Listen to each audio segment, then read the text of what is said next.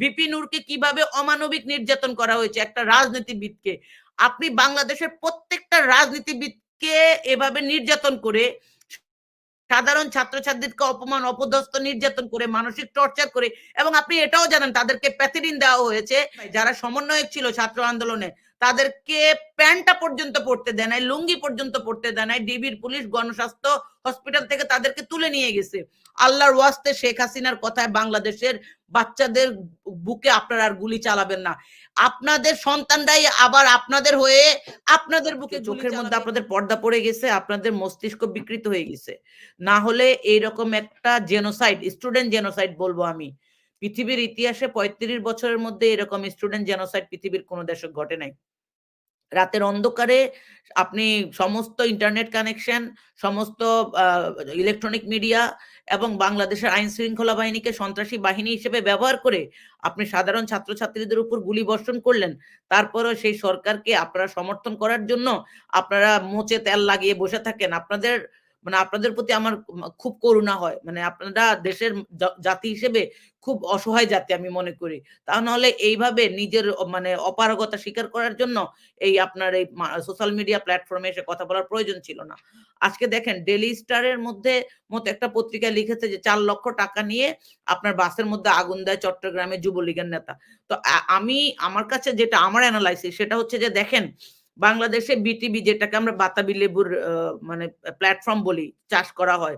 এই বিটিভি পোড়ানোর পেছনে শেখ হাসিনা সন্ত্রাসী বাহিনী সরাসরি জড়িত। যারা আগুন লাগিয়েছিল তাদেরকে উদ্ধার করার জন্য হেলিকপ্টার পাঠানো হয়েছে। সেই হেলিকপ্টার থেকে গুলি বর্ষণ করে এক গৃহবধূকে হত্যা করা হয়েছে যে ভিডিওটা করতেছিল। তারপরে আপনার জেলের মধ্যে জেলে যে সমস্ত কারাবন্দী ছিল তাদেরকে ছেড়ে দিয়ে একটা মানে টেরোরিজম অ্যাটাক, আমি বলবো যে আওয়ামী টেরোরিজম অ্যাটাকের শিকার বাংলাদেশের জেল, বাংলাদেশের সাধারণ মানুষ। সেখানে আবার ১৩২ জনকে কি করলো আপনার মানে স্বইচ্ছায় বলে এটাকে বাংলায়, স্বইচ্ছায় তারা আবার কারাগার কোর্টে গিয়ে আপনার আত্মসমর্পণ করলো। তাদের থেকে আবার সাক্ষাৎকার নিয়ে বলাচ্ছে যে আমাদেরকে কিছু মানুষ এসে অ্যাটাক করেছে, তখন সবাই বের হয়ে গেছি, আমরাও বের হয়ে গেছি। এভরিথিং পরিকল্পিত। আমাদের ডাটা সেন্টারে নাকি আগুন লাগছে। সাবমেরিন কেবল কোথায় থাকে? শেখ হাসিনার খাটের নিচে থাকে কিনা আমার সন্দেহ। এই সমস্ত কেবল নাকি আওয়ামী সরি টেরোরিস্টরা অ্যাটাক করছে। আজকে দেখলাম আরাফাত আল জাজিরাতে সাক্ষাৎকার দিচ্ছে যে Bangladesh attack by third party. আরে আরাফাত, যাকে বাংলাদেশের মানুষ ভোটে নির্বাচিত করে নাই, হিরো আলমকে মেরে আপনার তাকে নির্বাচনে পাশ করতে হয়। কি জনপ্রিয়তা ভাই! সেই আরাফাত বাংলাদেশের মানুষের বিপক্ষে অবস্থান করে বাংলাদেশকে একটা টেরোরিস্ট কান্ট্রি হিসেবে উপস্থাপন করার জন্য আল জাজিরার মতো একটা চ্যানেলের মধ্যে গিয়ে কথা বলতে হয়। বাংলাদেশের প্রধানমন্ত্রী অবৈধ শেখ হাসিনাকে আজকে বাংলাদেশের মানুষের সামনে গ্লিসারিন দিয়ে কাটতে হয়। বাংলাদেশের মন্ত্রীরা ভয়ে বাসা বাড়ি ছেড়ে আপনার গুহার ভিতরে থেকে প্রেস ব্রিফিং করতে হয়। লজ্জায় মরে যাওয়া উচিত।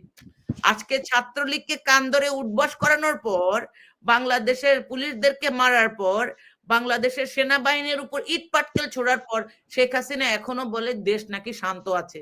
যাই হোক, এখন যে ঘটনাটা ঘটতেছে ভাই, গণগ্রেপ্তার হচ্ছে, গণগ্রেপ্তারের মাধ্যমে একটা আতঙ্ক তৈরি করে মানুষকে জেলখানায় ঢুকায় রাখতে চাচ্ছে।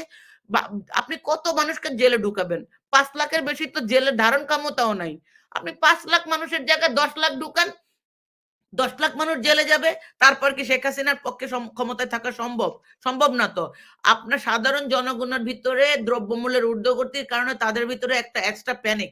আপনি খেতে ভাই, আপনার ফান্ডামেন্টাল রাইট যেগুলা, অন্ন, বস্ত্র, বাসস্থান, এই জায়গায় যখন আপনার নিরাপত্তা থাকবে না, তখন আপনার গণতন্ত্র, ভোটাধিকার নিয়ে চিল্লাফাল্লা করার সময় নাই। শেখ হাসিনা পাবলিকের পালস বুঝে গেছে যে কোন জায়গায় আপনার সাধারণ মানে জাতিকে আপনার টর্চার করলে তারা তার বিরুদ্ধে কথা বলবে না। ওই জায়গায় সে কাজ করতেছে। বাসায় বাসায় ঢুকে গণগ্রেপ্তার মানে হচ্ছে মানুষ আপনার গ্রেপ্তারে ব্যস্ত থাকবে, পুলিশ প্রশাসন মানুষকে হয়রানি করবে।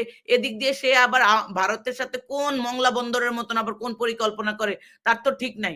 তো আমি আমি যে জিনিসটা আপনাকে বলি যে দেখেন, আমরা এমন একটা জাতি যারা মুক্তিযুদ্ধের সময় আপনার ভোটের অধিকার, ভাতের অধিকারের জন্য রক্ত দিয়েছি।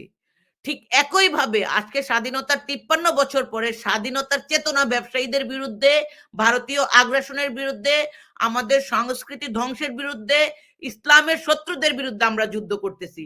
এটা খুবই গুরুত্বপূর্ণ একটা বিষয়। এই জায়গাতে বাংলাদেশের মানুষ শেখ হাসিনার সাথে কখনোই আপোস করবে না।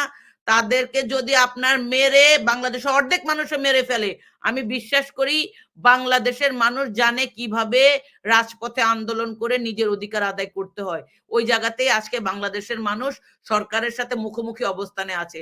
আমি মনে করি যারা শেখ হাসিনাকে আজকে কি বলে এটাকে স্বৈর শাসকে পরিণত করেছে, তাদের মধ্যে আজকে এই যে সাধারণ ছাত্রছাত্রীদের যে আন্দোলন, আপনি দেখেন ভাই যারা সমন্বয়ক ছিল ছাত্র আন্দোলনে, তাদেরকে প্যান্টটা পর্যন্ত পড়তে দেয় নাই, লুঙ্গি পর্যন্ত পড়তে দেয় নাই। ডিবির পুলিশ গণস্বাস্থ্য হসপিটাল থেকে তাদেরকে তুলে নিয়ে গেছে। ভিপি নূরকে কিভাবে অমানবিক নির্যাতন করা হয়েছে একটা রাজনীতিবিদকে। আপনি বাংলাদেশের প্রত্যেকটা রাজনীতিবিদকে এভাবে নির্যাতন করে, সাধারণ ছাত্রছাত্রীদেরকে অপমান, অপদস্থ, নির্যাতন করে, মানসিক টর্চার করে, এবং আপনি এটাও জানেন তাদেরকে প্যাথিডিন দেওয়া হয়েছে এবং তাদেরকে ঘুমের মধ্যে রেখে তাদেরকে স্বীকার করানোর চেষ্টা করা হয়েছিল তাদেরকে আন্দোলন, তারা কারা তাদেরকে আন্দোলনে ইন্ধন দিয়েছিল। বাংলাদেশের ছাত্রদের আন্দোলনে ইন্ধন দেওয়ার কিছু নেই। যে এই প্রজন্মকে আপনারা ভোট বঞ্চিত একটা অগণতান্ত্রিক প্রজন্ম হিসেবে গড়ে তুলতে চেয়েছিলেন, আজকে তারাই আপনাদেরকে আপনাদের বিরুদ্ধে ফুসে উঠেছে। যাদেরকে আপনারা মানে রাজাকারের নাতিপুতি বলে কথা বলেছেন, আজকে শেখ হাসিনার বিরুদ্ধে এই প্রজন্মই কিন্তু জেগে উঠেছে। রাজনীতিবিদদের আর কি জেগে ওঠার প্রয়োজন হয় নাই। দেশে যখন আপনার অনিয়মের বিরুদ্ধে লড়ার প্রয়োজন হয়ে যায়, তখন ভাই নেতৃত্ব এমনিই তৈরি হয়ে যায়। তখন এই বিএনপি সুবিধা নেওয়ার কোনো প্রয়োজন নাই। আমি মনে করি বিএনপি সুবিধা না, বাংলাদেশে ৩ বার সরকার গঠন করা জনগণের ভোটে নির্বাচিত একটা রাজনৈতিক দল কিভাবে রাজপথে থেকে স্বৈরাচারের পতন ঘটানো হয় ৯০ সহ অন্যান্য সময়, সেটা বাংলাদেশের মানুষ দেখেছে। বাংলাদেশের মানুষের উচিত বিএনপি জাতীয়তাবাদী দলের একজন কর্মীও যদি আজকে জাতীয় ঐক্যের ডাক দেয়, সেখানে তাদের সহযোগিতা করা উচিত। দেশকে বাঁচানোর জন্য, দেশের মানুষকে বাঁচানোর জন্য, বাংলাদেশের গণতন্ত্রকে পুনরুদ্ধারের জন্য আজকে প্রত্যেকটা রাজনৈতিক দলের সাথে ঐক্যবদ্ধ হয়ে সাধারণ জনগণকে, ছাত্রদের পাশে থেকে বাংলাদেশের ঢাকা ইউনিভার্সিটির সেই জায়গা থেকে আবার গণ উদ্বোধনের মাধ্যমে, ঢাকা ঘেরাও কর্মসূচির মাধ্যমে এই খুনি হাসিনার মসনদ ভেঙে চুরে দেওয়া হবে। এই মসনদ ভাঙার জন্য যারা আমরা বাইরে থাকি, প্রবাসীরা থাকি, তারা যার যেখানে যে অবস্থায় আছে আমরা সবাই এক ঐক্যবদ্ধ, আমরা কাজ করছি। এবং আমি বিশ্বাস করি যারা আজকে এখানে দেখছেন, শুনছেন, তাদেরকে বলবো প্লিজ দেশের জন্য ১ সেকেন্ড হলেও চিন্তা করবেন। দেশের মাটি নিরাপদ থাকলে আপনার পরিবার নিরাপদ থাকবে। দেশের গণতন্ত্র নিরাপদ থাকলে আপনার মৌলিক অধিকার প্রতিষ্ঠিত হবে। দেশে যদি একটা মানুষের জবাবদিহিতার সরকার ব্যবস্থা থাকে, আপনার অর্থ টাকা ওই বেনজিররা চুরি করে আপনার সিঙ্গাপুর সহ বিভিন্ন দেশে পালাতে পারবে না। আজকে পুলিশের যারা কর্মচারী আছে, আমাদের টাকায় যাদেরকে বেতন দেওয়া হয়, যাদের পরিবার চলে আমাদের টাকায়, সেই পুলিশ বাহিনীর উদ্দেশ্যে আমি দেশের সাধারণ নাগরিক হিসেবে আপনাদেরকে বলবো, আল্লাহর ওয়াস্তে শেখ হাসিনার কথায় বাংলাদেশের বাচ্চাদের বুকে আপনারা আর গুলি চালাবেন না। আপনাদের সন্তানরাই আবার আপনাদের হয়ে আপনাদের বুকে গুলি চালাবে, এরকম পরিস্থিতি আপনারা তৈরি করবেন না। আপনারা এটাও জানেন একজন পুলিশ অফিসারের সন্তানকে গুলি করে হত্যা করে লাথি মেরে ট্যাঙ্ক থেকে ফেলে দেওয়ার ঘটনাও ঘটেছিল এই আন্দোলনের সময়। আজকে পুলিশ কর্মকর্তাদের সচেতন হওয়া উচিত। এক সাইদকে মারতে গিয়ে আপনারা বাংলাদেশে হাজার সাইদের মৃত্যু সম্মুখীন হয়েছেন। বাংলাদেশে একটা ম্যাচাকার তৈরি করতে শেখ হাসিনাকে সহযোগিতা করেছেন। আমি বলি ভাই, এইটা স্টুডেন্টদের কোনো এইরকম কিছু বা টেরোরিজম বা এই সমস্ত অ্যাটাকের সাথে বাংলাদেশের সাধারণ জনগণ, কোনো রাজনৈতিক দল বা এই ছাত্ররা জড়িত ছিল না। এগুলা শেখ হাসিনা ঘটিয়েছে, শেখ হাসিনার আইন শৃঙ্খলা বাহিনী ঘটিয়েছে, শেখ হাসিনার সন্ত্রাসী বাহিনী ঘটিয়েছে। তারা ঘটিয়ে জনগণের কাছে চাপিয়ে দিয়ে আজকে বিশ্বের কাছে বাংলাদেশকে একটা টেরোরিস্ট কান্ট্রি হিসেবে উপস্থাপন করে তারা পালানোর চেষ্টা করছে। এই জায়গায় আমাদেরকে সচেতন হইতে হবে, আমাদেরকে ঐক্যবদ্ধ হইতে হবে, আমাদেরকে দেশের মানুষের পক্ষে কাজ করতে হবে।